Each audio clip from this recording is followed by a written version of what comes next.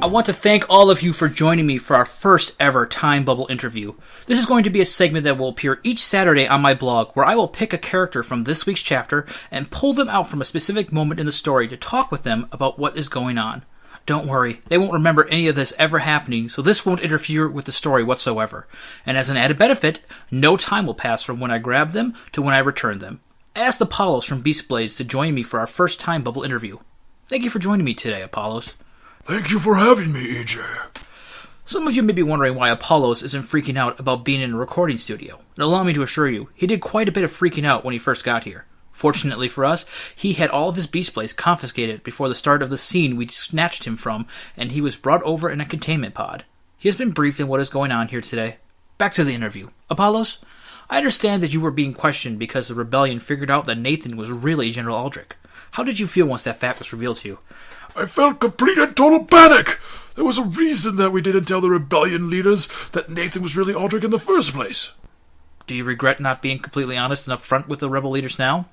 No, I feel that we made the right decision. If Aldrich had openly walked into this camp, I feel that the rebel members wouldn't have hesitated to cut Aldrich down, and me likely as well. At least now it is known only to the rebel leaders. How is that more to your favor? The rebel leaders want to kill us, that's for sure, but at least they aren't likely to be the crazed and passionate type that rebellions usually attract. They will listen to our defense and make the decision on how to proceed based off of the facts. Ah, I see. So you are more likely to be given an actual trial instead of instant judgment. That is correct. Apollos, I couldn't help but notice that you had an opportunity to distance yourself from Aldrich, and you had considered it for quite a bit beforehand.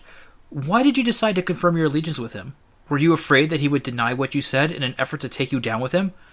That was part of it for sure, but in reality, I believe that Aldrich has really changed and is prepared to do everything he can to correct his past mistakes. I very much doubt that the rebellion would take his word alone on it, so I decided to be honest with the rebels and try and give him a chance to make it through this. That is very noble of you. There was also the chance that they would bring Tara in and interview her, and if she revealed information contrary to what I had provided, it would likely spell my doom. Ah, so honesty truly was the best policy in this instance.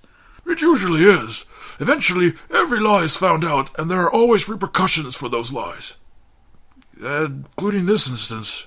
I suppose being honest up front may have been best if we could get the rebel leaders alone. Very true.